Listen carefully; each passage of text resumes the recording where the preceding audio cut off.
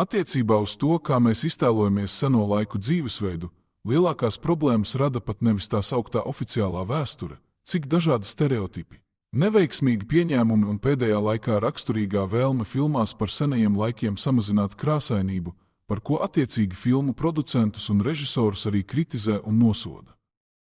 Pamatoti. Tas rada arī problēmas attēlot, kā izskatījās senie balti, ja mēģina iedot konkrētus aprakstus mākslīgajam intelektam.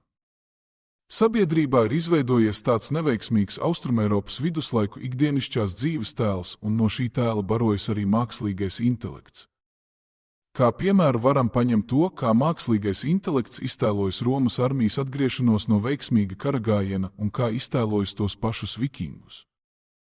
Galvenā pazīme – vikingu attēls ir daudz pelēkāks, lai gan jāpateicas, ka kaut kāda krāsainība ir.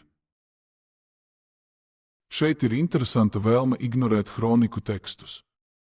To, kāpēc mēs tā iztēlojamies romiešus, nav grūti saprast. Mums ir vēsturiskie artefakti, kā arī apraksti un dažādi mākslas darbi, kas ļauj saprast, kā tas izskatījās. Mums ir arī apraksti par Austrumeiropas valdnieku ikdienu un pilsētu krāšņumu, bet tos nezinu, kāpēc neņem vērā. Ko vērta vien ir filma Baltu ciltis. Tagad mēģināsim saprast, kā cilvēki ģērbās. Kā vienu no argumentiem, kāpēc viss esot bijis pelēks un bronzā, izmanto arheoloģiju. Kas ir muļķīgs arguments, ja ņem vērā to, kas ir dots līdzi aizgājējiem kapā, tad būs jāsacina, ka vissliktāk un visnabadzīgāk mēs dzīvojam tieši tagad, tik maz aizgājējiem līdzi pasaules vēsturē laikam nav dots. Apziņa, ka jādod līdzi aizgājējiem viss, ko vien var atrast, ar katru gadu 1000 pasaules vēsturē kļūst vājāka. Arī Skitijas teritorijā no Vislas upes līdz Urālu kalniem bagātos kurgānus pamanām aizstāja vienkārši kapulauki. Vai tā varētu būt, ka arī zelta un sudraba palika mazāk, jo tos kapos vairs nelika? 2009. gadā Terijs Gerberts Lielbritānijā Staffordšīrā atrada 7. gadsimta zelta izstrādājumu depozītu, 5 kg zelta un 2,5 kg sudraba. Arī hronikās bieži piemin, ka pilsētas un cietokšņi atpirkās no iebrucējiem ar kilogramiem sudraba. Zelts un sudrabs bija un tas rotāja arī bagāto tērpus, bet to vienkārši vairs kapā līdzi nelika. Piemēram, var norādīt šo austrasgotu ērgļa saktu no 6. gadsimta, kas ir populārs elements Skitijas teritorijā vairākus tūkstošus gadu. Tā uzskatām parāda, kādas varēja būt tā laika rotaslietas, un tas ir redzams arī Staffordšīras depozītā, bet publiski tas neparādīsies, jo tie taču ir tie neaudzinātie barbari. Piemēram, varam paņemt aprakstu no Sakso grammatikus Gesta Danorum. Frode valkāja zobenu ar zelta rokturi, tikpat spožu krūšu bruņu un tādā pašā veidā krāšņi izrotātu galvassegu. Automātiskais intelekts uzreiz iedod attēlu, kurā ir vismaz 2 acīmredzamas kļūdas, tiem, kas zina, uzreiz vajadzētu pamanīt. Otrais attēls jau izdodas labāks, bet vienalga tas ir ieturēts ierastajā pelēkajā stilā, turklāt tādas bruņas nebija ierastas 1. gadu tūkstotī, bet tas tomēr ir labāk nekā parasti attēlo Austrumeiropas karotājus agrajos viduslaikos.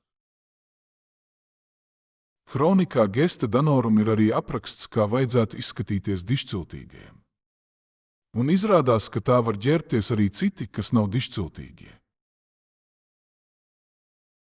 Tad ienāk tas izvērtīgais kalējs ar neķītriem soļiem, rūpīgi izliekot augšstilbus šurpu turpu un tāpat saraucot acis, pieliecoties.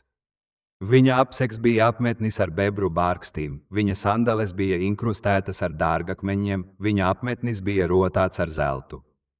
Krāšņas lentes apjoza viņa sapītos matus, un daudzkrāsaina lente cieši savilka viņa nomaldījušās lokas.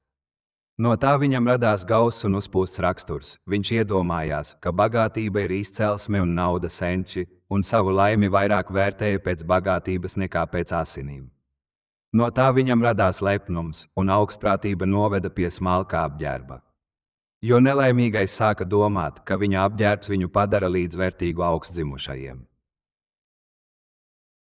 Šeit nav īsti, kur piesieties mākslīgiem intelektam.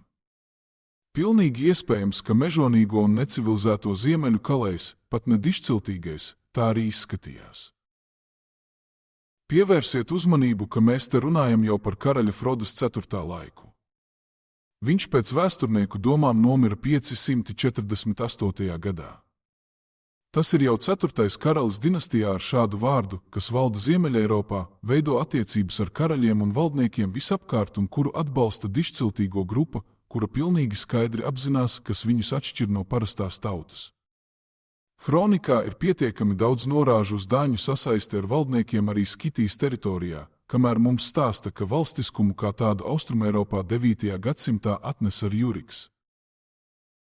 Vārdu sakot, tik tālu mēs esam, lai saprastu, ka viņi tieši tāpat turpināja rotāties zeltā un sudrabā kā senajos laikos. Nu labi, zelts un sudrabs ir viens, bet apģērbi taču bija pelēki un zili, kā mums stāsta. Te jāatgriežas pie stāstiem par Ivana Vasiljeviča laiku Krievijā. Tas ir 16. gadsimts un par šo personu ir saglabājušās hronikas, kurās viss ir izkrāsots raibi. Pat nerunājot par atmiņām, kas saistītas ar Krievijas karavīriem, kas bija raibi ģērbti. Ja salīdzina 16. gadsimtu ar 1. gadu tūkstotu un pat agrāk, tad jāatzīmē, ka tehnoloģiski krāsošanā nekas daudz nav mainījies. Piemēram, varam paņemt to, kā 16. gadsimtā ģērbās Eiropas landsknehti. Ja liekas, ka 16. gadsimtā tomēr kaut ko īpašu atveda no Amerikas, kas mainīja visu krāsošanas sistēmu, varam apskatīties, kā izskatījās seno mākslinieku skats uz kauju pie Kresī, kas notika 14. gadsimtā. Atkal redzam visādas krāsas. Par to, kādi audumi varēja būt dišciltīgajos tērpos, parunāsim nākamajā stāstā par Skitijas arhitektūru un mākslu. Jo hronikās parasti runā par tērpu krāšņumu un dažādām krāsām, bet tās krāsas nepiemin. Toties būvju aprakstos piemin un izrādās, ka tur var būt daudz pārsteigumu. Apvienojot informāciju no hronikām, vienu no varenākajiem Eiropas valdniekiem Ermanriksu mākslīgais intelekts attēloja šādi. Balstoties uz senu Skitijas zemē atrastu zelta rotājumu, mēģināja šī valdnieka tēlu pārnest uz zirga, bet sanāca nu tā, kā sanāca.